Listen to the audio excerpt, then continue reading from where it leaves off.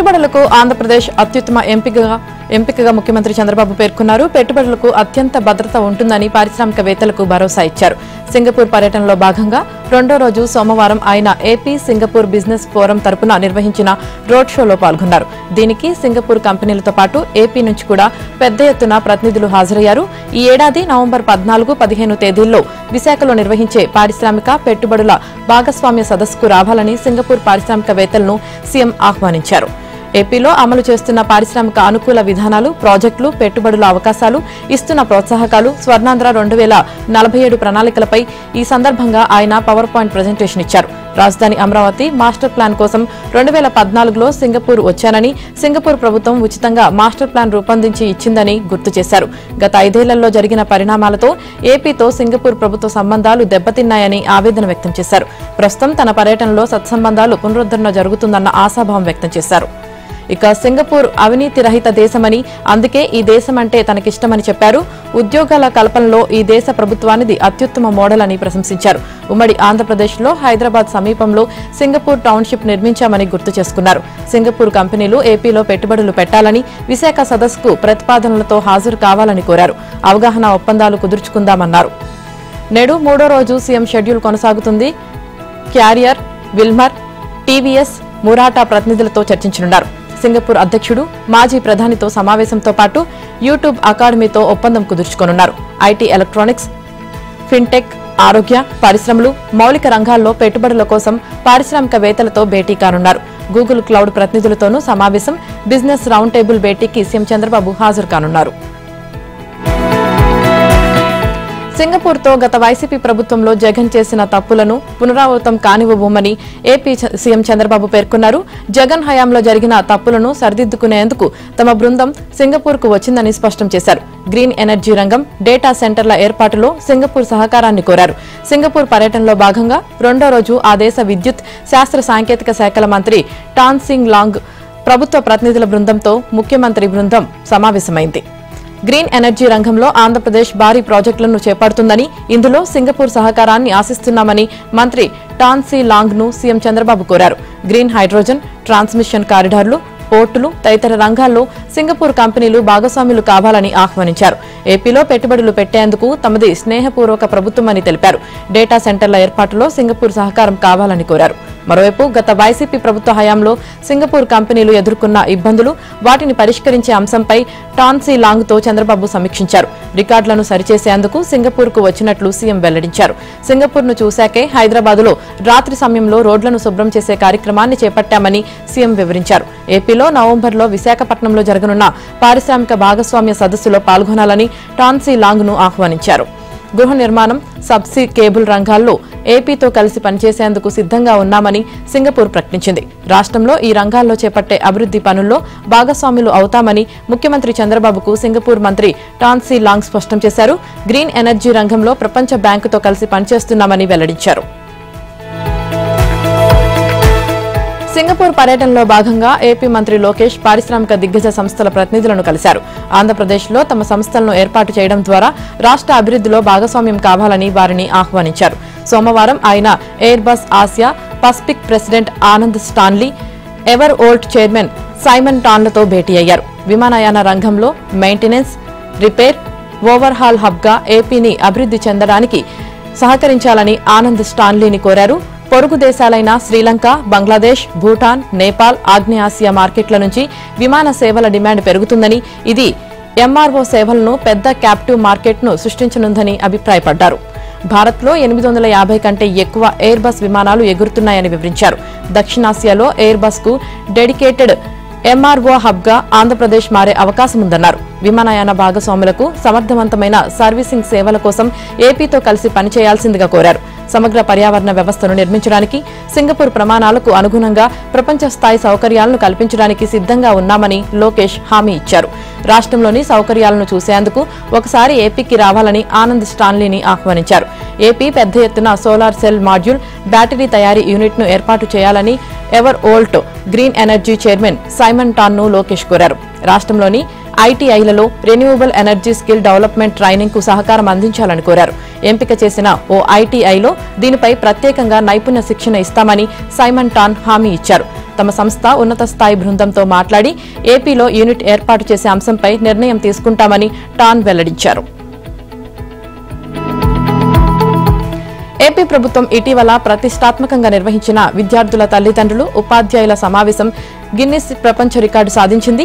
Mega PTM నుంచి సేకరించిన డేటాను ఆడిట్ చేసిన తర్వాత ఈ రికార్డును గిన్నిస్ బృందం ధృవీకరించింది. ఇందులో 3 ఫోటోగ్రాఫ్లు, ఒక వీడియో, తల్లిదండ్రులు, ఉపాధ్యాయుల సంఖ్య వివరాలు ఉన్నాయి. ప్రతి పాఠశాలలో డేటాకు ఆ బడికి సంబంధం లేని వ్యక్తులను సాక్షులుగా పరిగణించారు. గిన్నిస్ వరల్డ్ రికార్డ్స్ సంస్థ నియమించిన 40 మందికి పైగా ఆడిటర్లు 61,000 పాఠశాలల నుంచి సమీకరించిన డేటాను విశ్లేషించారు. గిన్నిస్ రికార్డు ధృవీకరణ పత్రాన్ని ఆగస్టు 2వ వారంలో అమరావతిలో జరిగే ప్రత్యేక కార్యక్రమంలో అందజేయనున్నారు. ఈ నెల 10న రాష్ట్ర వ్యాప్తంగా జరిగిన మెగా పీటీఎం 2.0లో 53.4 లక్షల మంది తల్లిదండ్రులు, ఉపాధ్యాయులు పాల్గొన్నారు. విద్యార్థులు, పూర్వ విద్యార్థులు, పాఠశాల యాజమాన్య కమిటీ సభ్యులు, ఇతర ఉద్యోగులు సహా మొత్తం 1.5 కోట్ల మంది మెగా పీటీఎంలో భాగస్వామ్యమయ్యారు. ఇక మెగా పీటీఎం 2.0 గిన్నిస్ ప్రపంచ రికార్డు సాధించడంపై విద్యాశాఖ మంత్రి లోకేష్ సంతోషం వ్యక్తం చేశారు. ఇది ఉపాధ్యాయులకు అంకితమన్నారు. జాతీయ విద్యా విధానంలో ఇదో 5వ వార్షికోత్సవం జూలై 29కి ఒకరోజు ముందు మెగా పీటీఎం గిన్నిస్ రికార్డు సాధించడం ఆనందంగా ఉందన్నారు. ప్రభుత్వ పాఠశాలల్లో ప్రపంచ స్థాయి ప్రమాణాలను తీసుకురావడానికి ప్రభుత్వం చేస్తున్న కృషికి ఇది గొప్ప ప్రోత్సాహంగా నిలుస్తుందన్నారు. ఈ అరుదైన రికార్డులో భాగస్వామ్యమైన టీచర్లు, తల్లిదండ్రులు, పూర్వ విద్యార్థులు, ప్రజాప్రతినిధులు, దాతలకు కృతజ్ఞతలు తెలిపారు. ప్రభుత్వ విద్యా వికాసానికి, సమ్మిళిత విద్యను ప్రోత్సహించేందుకు ప్రభుత్వం, విద్యాశాఖ చేస్తున్న కృషిని గిన్నిస్ వరల్డ్ రికార్డ్స్ గుర్తించడం హర్షణీయమన్నారు. ఏపీ సీఎం చంద్రబాబు ఉద్దేశం ఒకటి, కొందరు అధికారులు చేస్తున్నది మరొకటి. P4లో భాగంగా పేద కుటుంబాలు బాగోగుల బాధ్యతను తీసుకునే మార్గదర్శులపై గందరగోళం ఏర్పడుతుంది. ఈ కార్యక్రమం పూర్తిగా స్వచ్ఛందమని ప్రభుత్వం చెబుతుండగా కొందరు అధికారులేమో ఉద్యోగులకు టార్గెట్లు విధించడం వివాదాస్పదంగా మారుతుంది. మార్గదర్శులుగా టీచర్లు, మార్గదర్శులుగా లిక్కర్ లైసెన్సీలు అంటూ ఆదేశాలు ఇస్తున్నారు. ఇటీవల ఏలూరు జిల్లా కలెక్టర్ ఆదేశాలతో డీఈఓ ఉపాధ్యాయులను మార్గదర్శులుగా నమోదు చేయించాలని ఉత్తర్వులు జారీ చేశారు. కొందరు కలెక్టర్లు ఎక్సైజ్ శాఖకు ఈ పథకంలో లక్ష్యాలు నిర్దేశిస్తున్నారు. మద్యం లైసెన్సీలను మార్గదర్శులను చేయించే ప్రయత్నం చేస్తున్నారు. కొన్ని చోట్ల ఎమ్మెల్యేలు స్థానిక మద్యం లైసెన్సీలకు P4 పేరుతో టార్గెట్లు పెడుతున్నట్లు తెలిసింది. ఈ గందరగోళమంతా అవగాహన లోపం వల్లే జరుగుతుందని అర్థమవుతుంది. P4 కార్యక్రమంలో ఒక కుటుంబాన్ని ఎవరైనా దత్తత తీసుకోవడం అనేది పూర్తిగా స్వచ్ఛందం. ఎవరికైనా ఈ కార్యక్రమంపై ఆసక్తి ఉంటే పేదలను పైకి తీసుకువచ్చే సదుద్దేశంతో మార్గదర్శిగా నమోదు చేసుకోవచ్చు. అయితే మద్యం వ్యాపారులు ధనవంతులు కాబట్టి కొన్ని కుటుంబాలను వారికి అనుసంధానం చేయించే ప్రయత్నాలు జరుగుతున్నాయి. కొన్ని చోట్ల P4 అని కాకుండా కొంత నగదు ఇవ్వాలని ఎమ్మెల్యేలు అడుగుతున్నట్లు తెలిసింది. ఆ నగదుతో కుటుంబాలను దత్తత తీసుకునే ప్రణాళికలు రూపొందిస్తున్నారు. మద్యం వ్యాపారాలు మార్గదర్శులుగా మారితే కొత్త చిక్కులు వస్తాయేమోనని ఎక్సైజ్ అధికారులు ఆందోళన చెందుతున్నారు. ఆర్థికంగా కుటుంబాలను ఆదుకునే సాకుతో మద్యం వ్యాపారంలో ఉల్లంఘనలకు పాల్పడే అవకాశం ఉంటుందనేది వారి అభిప్రాయం. ఏపీలో ఖాళీగా ఉన్న ఎంపీటీసీ, జెడ్పీటీసీ, సర్పంచుల ఎన్నికలు నిర్వహించేందుకు రాష్ట్ర ఎన్నికల కమిషన్ వేర్వేరుగా నోటిఫికేషన్లు జారీ చేసింది. ఆగస్టు 10న పోలింగ్ జరుగుతుంది. కడప జిల్లా పులివెందుల, ఒంటిమిట్ట జెడ్పీటీసీలకు, చిత్తూరు జిల్లాలోని మణీంద్రం, పల్నాడు జిల్లా వేపకంపల్లి, నెల్లూరు జిల్లా కావలి మండలం విడవలూరు 1 ఎంపీటీసీలకు, ప్రకాశం జిల్లా కొండేపి సర్పంచ్, వార్డు సభ్యులకు, తూర్పు గోదావరి జిల్లా కడియపుల్లంక సర్పంచ్ స్థానానికి ఎన్నికల నిర్వహణకు ఈ నెల 30 లోపు రిటర్నింగ్ అధికారి ఎన్నికల నోటీస్ ఇవ్వాలని, ఓటర్ల జాబితాను అందుబాటులో ఉంచాలని సూచించారు. ఈ నెల 30వ తేదీ నుంచి ఆగస్టు 1 దాకా నామినేషన్లు స్వీకరించి ఆగస్టు 2న నామినేషన్లు పరిశీలిస్తారు. తిరస్కరణకు గురైన నామినేషన్లపై అప్పీలు చేసుకునేందుకు 3వ తేదీ వరకు అవకాశం ఇచ్చారు. అప్పీళ్లను అప్పీలేట్ అథారిటీ 4వ తేదీన పరిష్కరిస్తుంది. అభ్యర్థిత్వాలు ఉపసంహరణకు 5వ తేదీ దాకా గడువు ఉంటుంది. అదే రోజు మధ్యాహ్నం 3 గంటల తర్వాత అభ్యర్థుల తుది జాబితా ప్రకటిస్తారు. ఆగస్టు 10న మధ్యాహ్నం వరకు పోలింగ్ నిర్వహిస్తారు. జగనన్న భూరక్ష పేరుతో ఆనాడు చేపట్టిన హద్దురాల సరఫరా కాంట్రాక్ట్ను ఆయన చేజిక్కించుకున్నాయి. చాలా వరకు బిల్లులు చేరుకున్నారు. ఇంకా తనకు 6 కోట్లు రావాల్సి ఉందని చెబుతున్న ఆయన ఆ మొత్తం రాబట్టుకునేందుకు వింత రాజకీయ విన్యాసం మొదలుపెట్టారు. టీడీపీ, జనసేన, బీజేపీ నాయకులతో సఖ్యతగా ఉండేందుకు ఆయన తీవ్రంగా ప్రయత్నాలు చేస్తున్నారని సమాచారం. దీనికోసం గుంటూరు జిల్లా సమీక్షా మండలి, జిల్లా పరిషత్ తదితర సమావేశాలకు హాజరవుతున్నారని తెలిసింది. ఒక దశలో ఆయన వైసీపీని వీడతారని కూడా ప్రచారం జరిగింది. ఆయన సన్నిహితులు ఇప్పటికే టీడీపీలో చేరిపోయారు. జగనన్న భూరక్ష పథకం అమలులో నాటి జగన్ ప్రభుత్వం అన్ని నిబంధనలను తొంగలోకి తొక్కింది. గుంటూరు జిల్లాలో 58 గ్రామాల్లో రీసర్వే చేసి 83,770 హద్దురాలను జగన్ బొమ్మతో ఏర్పాటు చేసింది. అలానే బాపట్ల జిల్లాలో 110 గ్రామాల్లో 1,60,000 హద్దురాలను రైతుల భూముల్లో పాతింది. పల్నాడు జిల్లాలో అయితే అత్యధికంగా 214 గ్రామాల్లో 4,16,064 హద్దురాలను వేసింది. ఇందుకోసం 55 కోట్ల వరకు ఖర్చు చేపట్టినట్లు సమాచారం. అయితే వైసీపీ ప్రభుత్వ హయాంలో సర్వే హద్దురాలు సరఫరా చేసేందుకు ఆ పార్టీకి చెందిన నేతలకే దక్కేలా నిబంధనలను సవరించారు. వేరొకరికి టెండర్లు వేయకుండా జాగ్రత్తలు తీసుకున్నారు. బీసీ రిజర్వేషన్ల సాధనకు ఢిల్లీ వెళ్లి కేంద్ర ప్రభుత్వంపై ఒత్తిడి పెంచాలని తెలంగాణ మంత్రివర్గ సమావేశం నిర్ణయించింది. ఈ మేరకు కార్యాచరణను ఖరారు చేసింది. ఆగస్టు 5, 6, 7 తేదీల్లో చేపట్టాల్సిన కార్యాచరణకు ఆమోదం తెలిపింది. పార్లమెంట్ సమావేశాలు జరుగుతున్న నేపథ్యంలో బీసీ రిజర్వేషన్ల బిల్లుల ఆమోదంలో జరుగుతున్న జాప్యానికి నిరసనగా ఆగస్టు 5వ తేదీన పార్టీ ఎంపీల ద్వారా పార్లమెంట్ ఉభయ సభల్లో వాయిదా తీర్మానాలు ఇవ్వాలని కేబినెట్ నిర్ణయించింది. తెలంగాణ మంత్రులు, ఎంపీలు, ఎమ్మెల్యేలు, ఎమ్మెల్సీలు, ప్రజాప్రతినిధులందరితో ఆగస్టు 6న చలో ఢిల్లీ కార్యక్రమాన్ని నిర్వహించి జంతర్ మంతర్ వద్ద ధర్నా చేయాలని నిర్ణయం తీసుకుంది. అలాగే ఆగస్టు 7వ తేదీన ముఖ్యమంత్రితో పాటు మంత్రులు, పార్టీ ఎంపీలు, ఎమ్మెల్యేలు, ఎమ్మెల్సీలు సహా దాదాపు 200 మంది ప్రతినిధులతో రాష్ట్రపతిని కలిసి బిల్లులో ఆమోదం కోరుతూ వినతి పత్రం అందించాలని నిర్ణయించింది. బీసీలకు 42% రిజర్వేషన్లు కల్పించే బిల్లును వెంటనే ఆమోదించాలని విజ్ఞప్తి చేయాలని నిర్ణయించింది. ఇందుకు ముఖ్యమంత్రి సహా లోక్సభలో కాంగ్రెస్ పక్షనేత, రాజ్యసభ పక్షనేత రాష్ట్రపతి అపాయింట్మెంట్ కోరుతారు. ముఖ్యమంత్రి రేవంత్ రెడ్డి అధ్యక్షతన సోమవారం సచివాలయంలో కేబినెట్ సమావేశం జరిగింది. అసెంబ్లీలో ఆమోదించిన బిల్లులను రాష్ట్రపతికి పంపినందున ఈ ఆర్డినెన్స్ ను ఆమోదించాల్సిందిగా గవర్నర్ కు విజ్ఞప్తి చేశాం. దీనిని కూడా ఆయన రాష్ట్రపతికి పంపించినట్లు తమకు సమాచారం ఉంది. తప్పకుండా సానుకూల నిర్ణయం వస్తుందని వేచి చూస్తున్నామని పొన్నం ప్రభాకర్ వివరించారు. తెలంగాణలో స్థానిక ఎన్నికలకు క్షేత్రస్థాయి నేతలు, కార్యకర్తలను సమాయత్తం చేసేందుకు ప్రజల వద్దకు కాంగ్రెస్ అనే పేరుతో టీపీసీసీ వినూత్న కార్యక్రమానికి శ్రీకారం చుట్టింది. ఉమ్మడి జిల్లాలో ఒక్కో నియోజకవర్గంలో పాదయాత్ర చేపట్టింది. తొలి విడత ఈ నెల 31 నుంచి 6 రోజుల పాటు ఉమ్మడి జిల్లాలో రోజుకో నియోజకవర్గం చొప్పున వారి పాదయాత్ర సాగనుంది. ప్రజల వద్దకు కాంగ్రెస్ పేరుతో ఉమ్మడి రంగారెడ్డి జిల్లా పరిధిలోని వికారాబాద్ జిల్లా రంగాపూర్లో ఈ నెల 31 సాయంత్రం 5 గంటలకు టీపీసీసీ అధ్యక్షుడు మహేష్ కుమార్ గౌడ్తో కలిసి ఏఐసీసీ పార్టీ రాష్ట్ర వ్యవహారాల ఇన్ఛార్జ్ మీనాక్షి నటరాజన్ ప్రారంభించనున్నారు. 10 కిలోమీటర్ల దూరం పాదయాత్రలో పాల్గొని అదే రోజు రాత్రి నియోజకవర్గంలోనే వారు పల్లె నిద్ర చేస్తారు. మర్నాడు ఉదయం పార్టీ నేతలు, కార్యకర్తలతో కలిసి ఆయా పల్లెల్లో శ్రమదానంలో పాల్గొంటారు. తర్వాత ఒక ఫంక్షన్ హాల్లో పార్టీ నేతలు, కార్యకర్తలతో సమావేశమై స్థానిక సమస్యలు అడిగి తెలుసుకుని వాటికి పరిష్కార మార్గాలు ఆలోచిస్తారు. అదే రోజు సాయంత్రం 5 గంటలకల్లా మరో నియోజకవర్గానికి చేరుకుని పాదయాత్ర చేస్తారు. ఈ కార్యక్రమంలో మహేష్ గౌడ్, మీనాక్షి నటరాజన్తో పాటు ఆయా ఉమ్మడి జిల్లాల మంత్రులు, ఎంపీలు, ఎమ్మెల్యేలు, ఎమ్మెల్సీలు, సీనియర్ నాయకులు పాల్గొంటారు. తొలి విడతగా ఈ నెల 31న పరిగి, ఆగస్టు 1న ఆందోళ్, 2న ఆర్మూర్, 3న ఖానాపూర్, 4న చొప్పదండి, 5న వర్ధన్నపేట నియోజకవర్గాల్లో మహేష్ గౌడ్, మీనాక్షి నటరాజన్ పాదయాత్ర కొనసాగనుంది. 6న వర్ధన్నపేటలో శ్రమదానం, కార్యకర్తల సమావేశంతో తొలి విడత పాదయాత్ర ముగుస్తుంది. ప్రధాని మోదీ కన్వర్టెడ్ బీసీ అంటూ రేవంత్ రెడ్డి విమర్శలు చేయడం విడ్డూరంగా ఉంది. వాస్తవానికి కన్వర్ట్ అయింది మోదీ కాదు, కాంగ్రెస్ అగ్రనేత రాహుల్ గాంధీని. ఈ విషయాన్ని కాంగ్రెస్ నాయకులు గుర్తించాలని బీజేపీ రాష్ట్ర అధ్యక్షుడు రామచంద్రరావు వ్యాఖ్యానించారు. బీసీల సంక్షేమంపై కాంగ్రెస్ ది నటనేనని, మాటలు చెప్పడం తప్ప చేతల్లో చిత్తశుద్ది లేదని దుయ్యబట్టారు. ఈ నటనకే ఆస్కార్ అవార్డు ఇవ్వొచ్చని దుయ్యబట్టారు. ఇది బీసీలకు వెన్నుపోటు పొడవడమేనని ధ్వజమెత్తారు.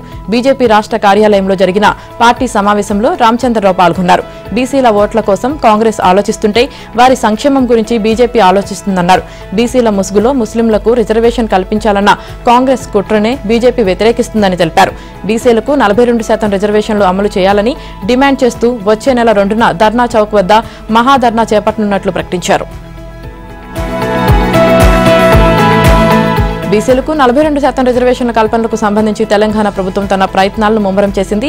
ఢిల్లీ వేదికగా కేంద్రంపై ఒత్తిడి చేయాలని నిర్ణయించింది. ఆగస్టు 5, 6, 7 తేదీల్లో ఢిల్లీలోనే ఉండి కేంద్రంతో సంప్రదింపులు జరపాలని కేబినెట్ నిర్ణయించింది. ఇందులో భాగంగా ఆగస్టు 6న జంతర్ మంతర్ దగ్గర ధర్నా చేయాలని తీర్మానించింది. ఇందుకు ప్రత్యేక రైలులో ఢిల్లీ వెళ్లనున్నారు. ఎమ్మెల్యేలు, బీసీ సంఘాల నాయకులంతా ఆ ప్రత్యేక రైలులోనే వెళ్లే విధంగా ఏర్పాట్లు చేయనున్నారు. వీలైతే మంత్రులు కూడా దానిలోనే వెళ్లనున్నట్లు తెలిసిందే. కేబినెట్ సహా నాయకులంతా 3 రోజుల పాటు ఢిల్లీలోనే వివిధ కార్యక్రమాల్లో పాల్గొననున్న నేపథ్యంలో అక్కడ ఏర్పాట్ల పర్యవేక్షణకు బీసీ మంత్రులు పలువురు ఎమ్మెల్యేలు 2 రోజుల ముందుగానే హస్తినకు వెళ్లనున్నారు. ఈ కార్యక్రమాన్ని పెద్ద ఎత్తున నిర్వహించాలని సర్కార్ భావిస్తుంది. ఇందుకు అవసరమైన అన్ని ఏర్పాట్లను పకడ్బందీగా చేయాలని నిర్ణయించింది. అలాగే రాష్ట్రపతిని కలిసిన తర్వాత అదే రోజు పార్టీ అధిష్టానంతో కీలకంగా చర్చించనున్నారని తెలిసిందే. ఫోన్ ట్యాపింగ్ కేసులో మాజీ పోలీసు ఉన్నతాధికారి బీఆర్ఎస్ నేత ఆర్ఎస్ ప్రవీణ్ కుమార్ మాట మార్చారు. గతంలో మాజీ ముఖ్యమంత్రి కేసీఆర్ తన ఫోన్ను ట్యాప్ చేయిస్తున్నారంటూ ఫిర్యాదు చేసిన ఆయన బీఆర్ఎస్ ఫోన్ ట్యాపింగ్ చేయలేదని చెప్పడం విశేషం. ప్రస్తుత ముఖ్యమంత్రి రేవంత్ రెడ్డి సహచర మంత్రులతో పాటు తన ఫోన్ను కూడా ట్యాప్ చేయిస్తున్నారని ఆరోపించారు. ప్రవీణ్ కుమార్ గతంలో బీఎస్పీ రాష్ట్ర అధ్యక్షుడిగా ఉన్న విషయం తెలిసిందే. గత అసెంబ్లీ ఎన్నికల్లో ఆయన పోటీ చేయడమే కాకుండా పలు నియోజకవర్గాల నుంచి బీఎస్పీ అభ్యర్థులను బరిలో నిలిపారు. బీఆర్ఎస్ ప్రభుత్వం తన ఫోన్ను హ్యాక్ చేస్తుందని, ట్యాపింగ్ కు పాల్పడుతుందంటూ బీఎస్పీ రాష్ట్ర అధ్యక్షుడి హోదాలో ప్రవీణ్ కుమార్ నాటి డీజీపీ, ఎన్నికల సంఘంతో పాటు పంజాగుట్ట పోలీసులకు కూడా ఫిర్యాదు చేశారు. ఆ ఫిర్యాదు ఆధారంగానే పోలీసులు కేసు నమోదు చేసి ఆయన వాంగ్మూలాన్ని కూడా తీసుకున్నారు. అసెంబ్లీ ఎన్నికల తర్వాత ప్రవీణ్ కుమార్ బీఆర్ఎస్ లో చేరారు. ఫోన్ ట్యాపింగ్ కేసులో దర్యాప్తును ముమ్మరం చేసిన సిట్ అధికారులు గతంలో ఆయన ఇచ్చిన ఫిర్యాదు నేపథ్యంలోనే విచారణకు హాజరు కావాలంటూ 2 సార్లు నోటీసులు జారీ చేశారు. సోమవారం ప్రవీణ్ కుమార్ జూబ్లీహిల్స్ లోని సిట్ కార్యాలయానికి వచ్చారు. విచారణ ముగిసిన తర్వాత మీడియాతో మాట్లాడారు. ట్యాపింగ్ కేసులో మాట మార్చేశారు. బీఆర్ఎస్ రాజకీయ ప్రయోజనాల కోసం ఫోన్లను ట్యాపింగ్ చేయలేదని చెప్పారు. ముఖ్యమంత్రి రేవంత్ రెడ్డి కేబినెట్ మంత్రులతో పాటు తన ఫోన్ను కూడా ట్యాప్ చేయిస్తున్నారని ఆరోపించారు. పెగాసస్ వంటి సాఫ్ట్వేర్ డార్క్ వెబ్సైట్ లో కొన్ని అరుదైన టూల్స్ ఉపయోగించి ప్రైవేట్ వ్యక్తులతో ఫోన్లను ట్యాప్ చేయిస్తున్నట్లు చెప్పారు. తెలంగాణలో ఎస్టీలకు కేటాయించిన నిధులను అదే అసెంబ్లీ నియోజకవర్గంలో అదే జిల్లాలో వారికే సర్దుబాటు చేసేయాలి తప్ప మైదాన ప్రాంతాలకు తరలించవద్దని మంత్రులు సీతక్క, అడ్లూరి లక్ష్మణ్ సూచించారు. గత ప్రభుత్వ హయాంలో ఎస్టీ సబ్ ప్లాన్ నిధులు పక్కదారి పట్టాయని అన్నారు. దామోదర సంజీవయ్య సంక్షేమ భవన్లో 7వ గిరిజన సంక్షేమ సలహా మండలి సమావేశం జరిగింది. మంత్రులు సీతక్క, అడ్లూరి లక్ష్మణ్తో పాటు deputy speaker Ramachandra Naik, Adilabad MP Nagesh, Adivasi గిరిజన ఎమ్మెల్యేలు, ట్రైకార్ చైర్మన్ బెల్లయ్య నాయక్ తదితరులు పాల్గొన్నారు. గిరిజన సంక్షేమం విషయంలో గత ప్రభుత్వం చేసిన తప్పులను సరిదిద్దుతున్నామని మంత్రి సీతక్క చెప్పారు. ఎగువ ప్రాంతాల నుంచి భారీగా వరద వచ్చి చేరుతుండటంతో శ్రీశైలం డ్యాం కలకలలాడుతుంది. దీంతో 4 గేట్లను 10 అడుగుల మేర ఎత్తి దిగువకు కుడి, ఎడమగట్టు జల విద్యుత్ ఉత్పాదన నిమిత్తం మరో 66,896 క్యూసెక్కుల నీటిని నాగార్జున సాగర్ కు విడుదల చేస్తున్నారు. అలాగే తెలంగాణలోని కల్వకుర్తికి 16,000 క్యూసెక్కుల నీటిని విడుదల చేస్తున్నారు. జూరాల, సుంకేశ్ల ప్రాజెక్టుల వరద శ్రీశైలం డ్యాంలోకి వచ్చి చేరుతుంది. డ్యాం పూర్తి స్థాయి నీటి మట్టం 885 అడుగులు కాగా ప్రస్తుతం 882 అడుగులకు చేరింది. శ్రావణ మాసం ప్రారంభం కావడంతో శ్రీశైలానికి భక్తుల తాకిడి ఎక్కువైంది. జలాశయం వద్ద సందర్శకుల తాకిడి పెరిగింది. నాగార్జున సాగర్ జలాశయం నిండు కుండలా దర్శనమిస్తుంది. డ్యాం పూర్తి స్థాయి నీటి మట్టం 590 అడుగులు కాగా ప్రస్తుతం 585 అడుగులకు చేరుకుంది. సాగర్ డ్యాంలోకి భారీగా వరద వస్తుంది. కుడి, ఎడమ కాలువలతో పాటు విద్యుత్ ఉత్పత్తికి నీటిని దిగువకు విడుదల చేస్తున్నారు. ప్రధానమంత్రి కిసాన్ సమ్మాన్ నిధి 20వ విడత నిధులను ఆగస్టు 2న విడుదల చేయాలని కేంద్ర ప్రభుత్వం నిర్ణయించింది. షెడ్యూల్ ప్రకారం ఈ ఏప్రిల్, జూలై మధ్య 41.58 లక్షల మంది రైతు ఖాతాల్లో జమ చేయాల్సిన నిధుల్ని ఆగస్టు 2న జమ చేస్తామని కేంద్రం ప్రకటించింది. సూపర్ 6 హామీల అమలులో భాగంగా అన్నదాత సుఖీభవ పథకం నిధులను కూడా అదే రోజు విడుదల చేస్తామని సీఎం చంద్రబాబు ఇప్పటికే ప్రకటించారు. పీఎం కిసాన్ కింద ఏటా 6,000 ఇస్తుండగా అన్నదాత సుఖీభవ కింద 14,000 ఇస్తామని రాష్ట్ర ప్రభుత్వం ప్రకటించింది. వీటిని కేంద్రంతో పాటు 3 విడతలుగా ఇస్తామని అధికార వర్గాలు తెలిపాయి. ఆగస్టు 2న కేంద్రం 2,000, రాష్ట్ర ప్రభుత్వం 5,000 జమ చేస్తాయని సమాచారం. అయితే కౌలు రైతులకు కేంద్రం పీఎం కిసాన్ నిధులు ఇవ్వడం లేదు. దీంతో రాష్ట్ర ప్రభుత్వమే అన్నదాత సుఖీభవ కింద 2 విడతల్లో 20,000 చెల్లించాలని నిర్ణయించింది. దీనిలో మొదటి విడతగా వచ్చే అక్టోబర్లో 10,000 చెల్లిస్తామని వ్యవసాయ శాఖ తెలిపింది. ఇప్పటి వరకు అన్నదాత సుఖీభవ పథకం కింద సుమారు 46.64 లక్షల రైతు కుటుంబాలను అర్హులుగా వ్యవసాయ శాఖ గుర్తించింది. సీతారామ ఎత్తిపోతల పథకం, సీతమ్మ సాగర్ బహుళార్థ ఎత్తిపోతల పథకం సవరించిన అంచనాలకు తెలంగాణ మంత్రివర్గం ఆమోదం తెలిపింది. సీఎం రేవంత్ అధ్యక్షతన జరిగిన సమావేశంలో ఈ ప్రాజెక్టు అంచనాలను సవరించాలని వ్యవసాయ శాఖ మంత్రి తుమ్మల నాగేశ్వరరావు అభ్యర్థించారు. దీంతో ప్రాజెక్టు అంచనాలను 13,057 కోట్ల నుంచి 19,325 కోట్ల వరకు సవరిస్తూ అంగీకారం తెలిపారు. సవరించిన అంచనాలతో ఉమ్మడి ఖమ్మం జిల్లాతో పాటు మరో 3 జిల్లాల్లో గోదావరి జలాలు పరుగులు పెట్టనున్నాయి. ఖమ్మం, కొత్తగూడెం, మహబూబాబాద్ జిల్లాలో 11 నియోజకవర్గాలు, 31 మండలాల్లో 3,29,000 ఎకరాల కొత్త ఆయకట్టుతో పాటు 3,45,000 ఎకరాల ఆయకట్టుకు నీరిచ్చి స్థిరీకరించనున్నారు. సీతారామ ప్రాజెక్టు పరిధిలోని అన్ని పంట కాలువలు ఆధునీకరణతో పాటు మరమ్మతులు చేపట్టనున్నారు. సీతారామ ఎత్తిపోతల పథకం, సీతమ్మ సాగర్ బహుళార్థ సాధక ప్రాజెక్టుల డీపీఆర్ కు కేంద్ర జలవనరుల సంఘంలోని సాంకేతిక సలహా కమిటీ ఇప్పటికే అనుమతి కూడా ఇచ్చింది. తద్వారా పూర్తి స్థాయిలో సాగునీటిని రైతాంగానికి అందించడం, పరిశ్రమలకు మిషన్ భగీరథ పథకం ద్వారా తాగునీటిని అందిస్తారు.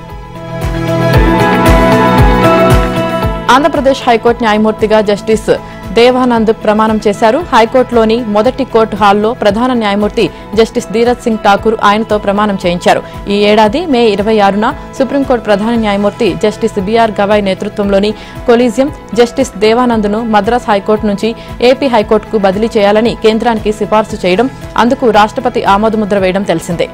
ఏపీ హైకోర్టులో 37 మంది న్యాయమూర్తుల నియామకానికి ఆమోదం ఉండగా జస్టిస్ దేవానంద్ చేరికతో సంఖ్య 29కి చేరింది. సోమవారం జరిగిన ప్రమాణ స్వీకారానికి హైకోర్టు న్యాయమూర్తులు, అడ్వకేట్ జనరల్ దమ్మాలపాటి శ్రీనివాస్తో పాటు తదితరులు హాజరయ్యారు. జస్టిస్ దేవానంద్ ప్రమాణ స్వీకార కార్యక్రమానికి తమిళనాడు, పుదుచ్చేరి బార్ కౌన్సిల్ ప్రతినిధుల బృందం హాజరైంది. ఈ బృందాన్ని ఏపీ బార్ కౌన్సిల్ అధ్యక్షుడు నల్లారి ద్వారకానాథ్ రెడ్డి ఆధ్వర్యంలో సన్మానించారు, జ్ఞాపికలు అందజేశారు. Tamil Nadu, Puducherry bar council chairman PS Amalraj, vice chairman V Karthikeyan, Madras high court PP Hasan Mohammed Jinnah, Tamil Nadu high court న్యాయవాదుల సంఘం కార్యదర్శి ఆర్ కృష్ణకుమార్, కార్యనిర్వాహక సభ్యుడు రమేష్ ఈ బృందంలో ఉన్నారు. ఈ సందర్భంగా న్యాయవాదుల రక్షణ బిల్లును తీసుకువచ్చేందుకు కృషి చేస్తామని ప్రతినిధుల బృందం తెలిపింది. గ్యాస్ కట్టర్తో కిటికీ గ్రిల్స్ కట్ చేసి బ్యాంకులోకి చొరబడిన దొంగలు 37.92 లక్షల నగదు, 10 కిలోల బంగారు ఆభరణాలు చోరీ చేశారు. శ్రీ సత్యసాయి జిల్లా హిందూపురం మండలం తూముకుంట పారిశ్రామికవాడలో ఉన్న ఎస్బీఐ బ్రాంచ్లో ఈ ఘటన జరిగింది. బ్యాంకు సిబ్బంది శుక్రవారం విధులు ముగించుకుని బ్యాంకుకు తాళం వేసి వెళ్లారు. శని, ఆదివారాలు సెలవు కావడంతో తిరిగి సోమవారం ఉదయం వచ్చేసరికి బ్యాంకు తలుపులు తెరిచి ఉన్నాయి. ఓ టేబుల్పై తాళాలు కనిపించాయి. స్ట్రాంగ్ రూమ్ తలుపులు కూడా తెరిచి ఉన్నాయి. దీంతో వెంటనే పోలీసులకు, బ్యాంకు ఉన్నతాధికారులకు సమాచారం ఇచ్చారు.